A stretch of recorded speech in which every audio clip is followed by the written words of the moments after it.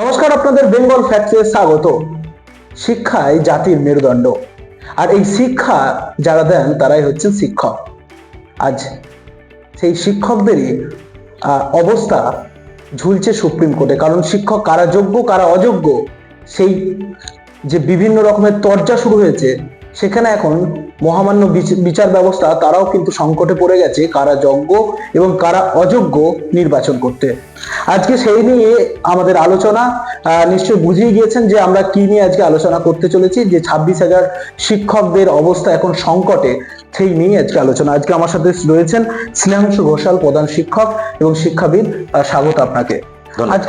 আজকে আপনার কাছে প্রথম আমার যে প্রশ্ন থাকবে, এই যে 26,000 শিক্ষক যাদের ভাগ্য এখন ঝুলছে মহামান্য সুপ্রিম কোর্টের কাছে, তারা কারা যোগ্য কারা অযোগ্য, কিভাবে এই বিশ্লেষণটা করবেন, কারা যোগ্য কারা অযোগ্য? দেখুন, এই পুরো বিষয়টা যেভাবে সামনে এসেছে, সেক্ষেত্রে আমাদের দেখতে হবে এর যে পার্সপেক্টিভটা, সেটা হচ্ছে 2016 সালের একটা প্রক্রিয়া। সেই সময়ের নোটিফিকেশন, সেই সময়ের এই প্যানেল, তারপরে প্যানেল তৈরি হয়, অ্যাপয়েন্টমেন্ট দেওয়া হয়, এবং সেখানে বেশ কিছু যে দুর্নীতির যে অভিযোগ উঠে আসে, তার পরিপ্রেক্ষিতেই কিন্তু এই প্রথমে হাইকোর্টে, কলকাতা হাইকোর্টে এই বিষয়টা নিয়ে আলোচনা হয়, এবং তারপরে সেখান থেকে আমরা দেখি যেটা 2024-এর এপ্রিলে এই পুরো প্যানেলটি ক্যান্সেল হয়, এবং সেখানে গুরুতর বেশ কিছু অভিযোগ নিশ্চয়ই ছিল।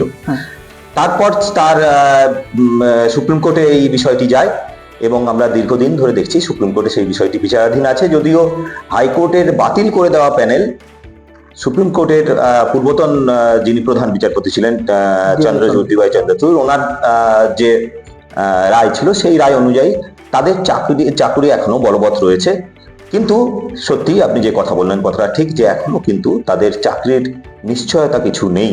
এই যে 26,000 শিক্ষক, তাদেরকে তো হাইকোর্ট বাতিল ঘোষণা করেছেন দেবাংশু বসাক, বিচারপতি দেবাংশু বসাক, এবং যে রশিদির যে ডিভিশন বেঞ্চ, সেখান থেকে পুরো খারিজ করা হয়েছে, এবং প্যানেলটা পুরো অযোগ্য বলেই তাদেরকে করা হয়েছে। তারপর তারা সুপ্রিম কোর্টে গেছে। এখন যে প্রশ্নটা সুপ্রিম কোর্ট মানে হাইকোর্ট যে প্রশ্নটা তুলেছিল, যে এখান থেকে চাল থেকে যে কাপড় পরিষ্কার করা সম্ভব নয়, সেই একই প্রশ্নেও সুপ্রিম কোর্টও বলেছে যে সেক্ষেত্রে কি রাজ্য সরকারের কাছে বা এসএসসির কাছে সেরকম কোনো তালিকা আছে কিনা যে এটা বার করা সম্ভব।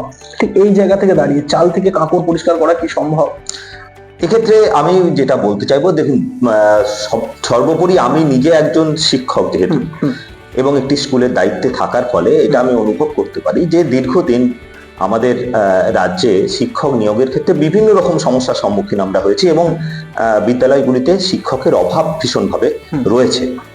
এই অবস্থায় আমাদের এই 16 প্যানেল থেকে যে নিয়োগটা হয়েছিল, সেই জায়গা থেকে দাঁড়িয়ে আমরা দেখেছি এই বিষয় নিয়ে বহু আলোচনা হয়েছে।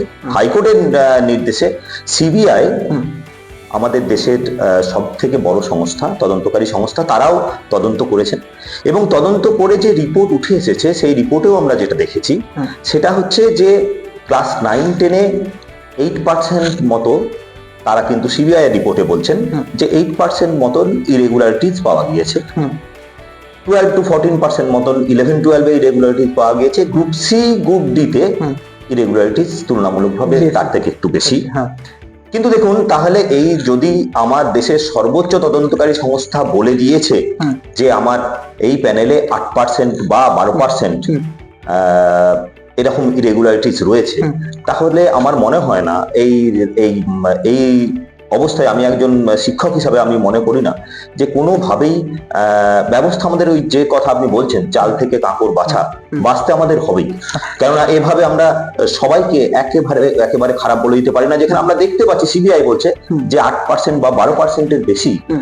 কিন্তু আগের দিনে যে শুনানি হচ্ছে, সেখানে একটা ডেটা আপনাকে দিই, সিবিআই বলছে 8,324 জন অযোগ্য, কিন্তু এসএসসি বলছে 5,250 জন অযোগ্য। ঠিক এইখানে একটা ডেটা, এটা নিয়েও আমি একটু ক্ল্যারিফাই করছি। এখানে তারপরে যেটা এসএসসি বলেছে যে বেশ কিছু ক্ষেত্রে ওনারা পুনরায় রেকমেন্ডেশন দিতে হয়েছে। আসলে এই বিষয়গুলোর গভীরে একটু ঢুকলে বোঝা যায় বেশি। এই ক্ষেত্রে যেটা হয়েছিল আমি বলি, সেটা হচ্ছে যে বেশ কিছু স্কুলে রেকমেন্ডেশন এসএসসি দিয়েছিল এমন ভাবে যেখানে আগে পোস্টটি ছিল, কিন্তু যে ক্যান্ডিডেট রেকমেন্ডেশন পান তিনি গিয়ে দেখেন এই মুহূর্তে সেই স্কুলে সেই পোস্টটি আর নেই। আচ্ছা, পুনরায় একজন প্রার্থীকেই কিন্তু একাধিকবার রেকমেন্ডেশন দিতে হয়েছে। তো এই রকম বেশ কিছু ক্ষেত্র আছে, এসএসসি এটি বলেছে, অফিসিয়ালি বলেছে যে এরকম বেশ কিছু ক্ষেত্র আছে যে জন্য রেকমেন্ডেশন একজন ব্যক্তিকেও একাধিকবার দেওয়ার প্রয়োজন হয়েছে। আচ্ছা, এই সম্পর্কিত একটা ইরেগুলারিটি আছে, কিন্তু আমি যদি সেটা মেনেও নিই তাহলেও 8,000 আর 5,500-এর মধ্যে পার্থক্য দাঁড়ায় 2,500-এর। নিয়োগ হয়েছে 26,000 শিক্ষক শিক্ষিকা। তাহলে পার্সেন্টেজে এলে আমি সেই আবার বলছি, পার্সেন্টেজটা দেখুন 8 থেকে 10% দাঁড়াচ্ছে। তা যদি হয় 8 থেকে 10%-এর ডিফারেন্সের জন্য আমরা এই এতজন যারা যোগ্য শিক্ষক শিক্ষিকা যাদের বিরুদ্ধে কোনো অভিযোগ নেই, কোনো জায়গা থেকে এত ইনভেস্টিগেশন হওয়ার পরেও কোনো রকম অভিযোগ যাদের বিরুদ্ধে আসেনি, আমার মনে হয় না তাদেরকে কোনোভাবে বাদ দিয়ে দেওয়ার প্রয়োজন রয়েছে। একটা বিষয়, আসল ওএমআর না রেখে তা নষ্ট করে দেওয়া হলো, মিরর ইমেজ পর্যন্ত রাখা হলো তাই, তাহলে কি বলবেন এটার গোড়াতেই গলদ রয়ে গেছিল? দেখুন, এটা একটা অভিযোগ একেবারে ঠিক, এবং আগের দিনের প্রধান বিচারপতির যে কথা, সেই কথাটাও এই কথা উঠে এসেছে, এর আগেও হাইকোর্টে উঠে এসেছে। মিরর ইমেজের ব্যাপারটা ওএমআর দেখুন 2016-র আগে পর্যন্ত কিন্তু পরীক্ষা, এসএসসির পরীক্ষা হয়েছে লিখিত, হ্যাঁ 2016 থেকে এসেই ওএমআর চালু হয়েছে এবং এসএসসির কমিশনের প্রায় 26 লক্ষ পরীক্ষার্থী কিন্তু পরীক্ষা দিয়েছে।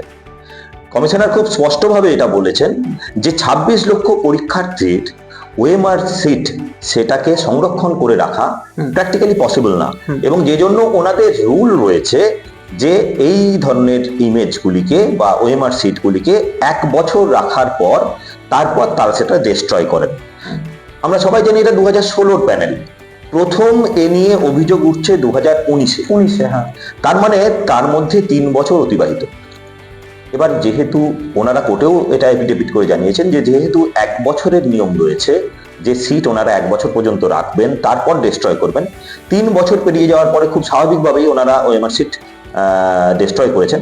তবে হ্যাঁ, যে প্রশ্ন আপনি করছেন যে তার কোনো কপি যদি রাখা যায়, হ্যাঁ সেটাই, যে যখন তাদেরকে দায়িত্ব দেওয়া হলো, এটা কি এসএসসি দায় এড়াতে পারে? একেবারেই না।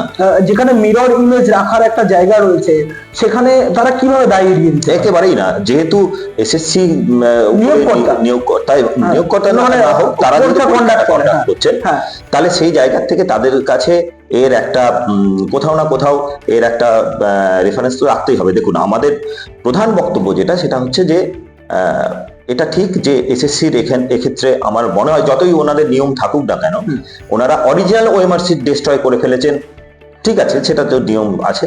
নিশ্চয়ই যদি অন্যভাবে ওএমআর সিট এইরকম স্ক্যান কপি যদি স্টোর করে রাখা যেত খুব ভালো হতো, কিন্তু এই মুহূর্তে ওনারা তো বলছেন নেই। তাই সেক্ষেত্রে আমরা এসএসসির যদি এটা ভুল বলেও আমরা মেনে নিই, তাহলেও আমার প্রশ্ন কিন্তু সেই একই জায়গায় থাকবে যে এসএসসির ভুলের মাসুল তো যোগ্য প্রার্থীদেরকে দেওয়ানো যায়। এইখানটাতেই একদম এই জায়গাটাতেই, মানে যারা এই যে এত মেধার মাধ্যমে, যোগ্য মেধার মাধ্যমে যারা চাকরি পেল, তাদের তো দায় নেই, তারা কোন রকমই তাদের তো দায় থাকতে পারে না যে সরকারের ভুলে তাদের চাকরি চলে যাচ্ছে। এটা কিভাবে মেনে নেওয়া সম্ভব? দেখুন, এই কথাই তো আমি বলতে চাইছি। এবার এই জায়গায় এসে দাঁড়িয়ে যেটা দেখতে পাচ্ছি যে সেখানে যে আমাদের বেশ কিছু কমিশন, রাজ্য সরকার, এছাড়াও যে আমাদের এসএসসি, এরা সবাই মিলে এই নিয়োগ প্রক্রিয়ার মধ্যে রয়েছেন। তাহলে তাদের নির্দিষ্ট পদ্ধতি মেনে তারা এই কাজগুলো করেছেন।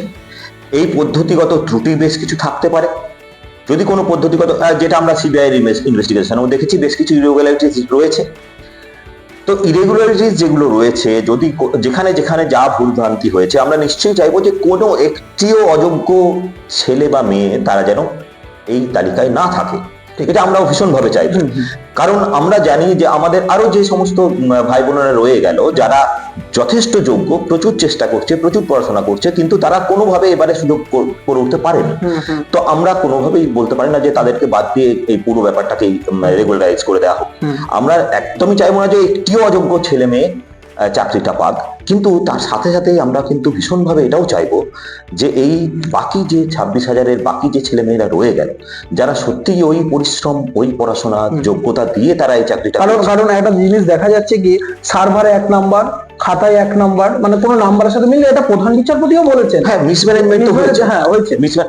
এই ক্ষেত্রে র্যাঙ্ক জাম্প। হ্যাঁ, র্যাঙ্ক জাম্প, দেখুন যে আমি সেই কথাই বলছি, যেগুলো র্যাঙ্ক জাম্প আছে, যেগুলো আউট অফ প্যানেল বা এই ধরনের অন্যান্য ইরেগুলারিটিস যেগুলো আছে, সেখানে তো পরিষ্কার যে সমস্যাগুলো উঠে এসছে বা তদন্তেও যেগুলো উঠে এসছে, সেই উঠে আসা বিষয়গুলো কিন্তু যারা দোষী প্রমাণিত হচ্ছে, আমি নিশ্চয়ই চাইবো কঠোর ব্যবস্থা নেওয়া হোক তাদের এগেনস্টে।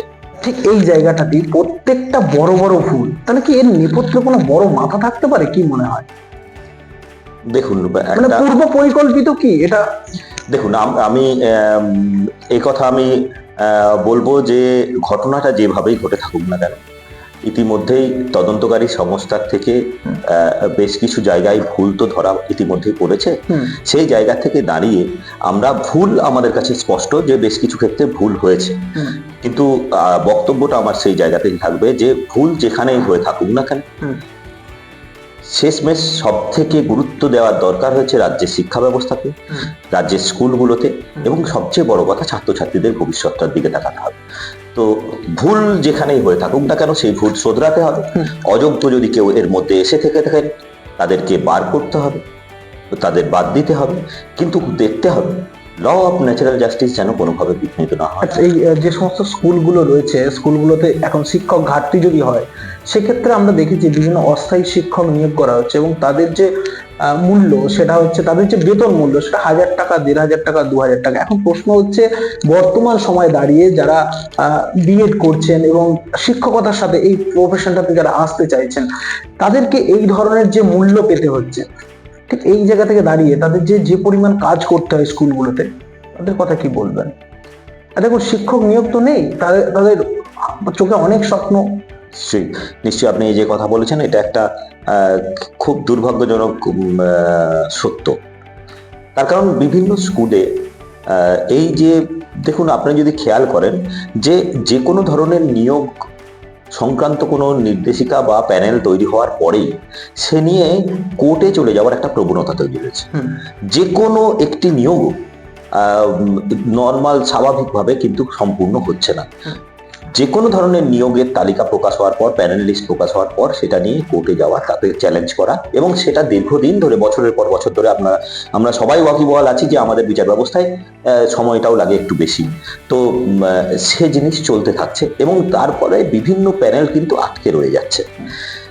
তবে আমি আবার বলবো যে এই সদ্য আপার প্রাইমারি সেকশনে ডিসেম্বর মাসে আমরা বেশ কিছু নিয়োগ পেয়েছি, যে জন্যে প্রচুর উপকৃত হবে স্কুলগুলি। এবং এই 16 সালের যে এই প্যানেল ছিল, যেটা 18 এবং 19 সালে নিয়োগ হয়েছিল, এই নিয়োগের ক্ষেত্রেও কিন্তু প্রচুর সংখ্যক 26,000 ছাত্র শিক্ষক শিক্ষিকা আমরা পেয়েছি।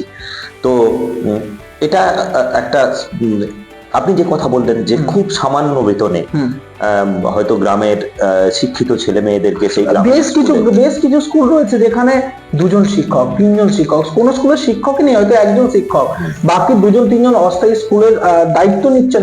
তারা অস্থায়ী শিক্ষকরা গ্রামের ছেলেরা ভলেন্টারি সার্ভিস দিচ্ছে এবং তারা গিয়ে পড়াচ্ছে আপার প্রাইমারি স্কুল দেখুন, বা 10 পর্যন্ত যে স্কুলগুলো। আসলে দেখুন, স্কুলের তো নিজের কোনো প্রভিশন নেই আলাদা করে, যে কোনো মাস্টারমশাই এলাকা থেকে নিয়োগ করে তাকে একটা বেতন দেওয়ার মতন আলাদা করে তো স্কুলের কোনো প্রভিশন নেই।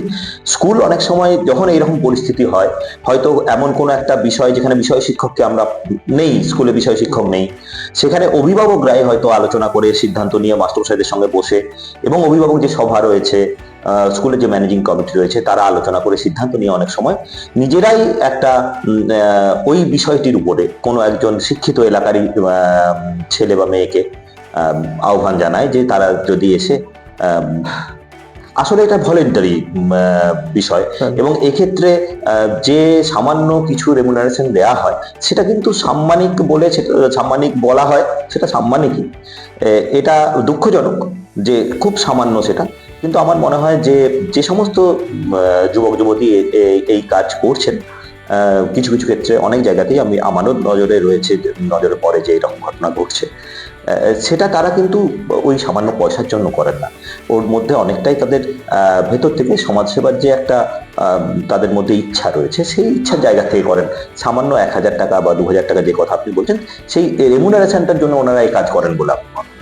আমরাও চাই যে যোগ্যরা, সত্যি মানে যোগ্যরা যারা দীর্ঘদিন ধরে শিক্ষকতার সাথে যুক্ত আছে, তারা সেই স্কুলেতে সম্মানের সাথে শিক্ষকতা করুক এবং মানসিক হয়রানি থেকে তারাও মুক্তি পাক, সেটা আমরাও চাই। আমাদের বেঙ্গল ফ্যাক্টসও চাই যে যোগ্যরা যোগ্য জায়গায় চাকরিতে বহাল থাকুক এবং অযোগ্যরা, অবশ্যই অযোগ্যরা, কারণ শিক্ষাই জাতির মেরুদণ্ড, সেখানে যদি অযোগ্যদের কাছ থেকে বা ছোট্ট ছোট বাচ্চা ছেলে মেয়েদের শিক্ষা পেতে হয়, সেক্ষেত্রে কিন্তু একটা বিরাট বড় সমস্যা তৈরি হতে পারে এবং সেক্ষেত্রে অযোগ্যরা চাকরি থেকে বহিষ্কার হোক, সেটা আমরাও চাই। ঠিক আমরা একদম আলোচনার শেষ মুহূর্তে এসেছি এবং যেটা উনি জানালেন, অর্থাৎ শ্রীনাংশু বাবু যেটা আমাদেরকে জানালেন, যে যোগ্যরা চাকরিতে বহাল থাক, এবং সব থেকে বড় উনি যেটা প্রশ্ন চিহ্ন তৈরি করে দিলেন যে খুব শীঘ্রই সিবিআই বা যে আমাদের তদন্তকারী সংস্থা সিবিআই রয়েছে বা কোর্টের যে তদন্তভার চলছে, কোর্ট যেভাবে মনিটরিং করছে বিষয়টা, তাতে করে যোগ্যরা সত্যি যেন চাকরিতে বহাল থাকে। এবং আরো একটা প্রশ্ন উনি তুলে দিয়েছেন যে এই শিক্ষকরা যেন যথোপযুক্তভাবে যে স্থানে ছিল তারা যেন সেই স্থানেই বহাল থাকতে পারে, সেটাই কিন্তু উনি তুলে ধরলেন। নমস্কার।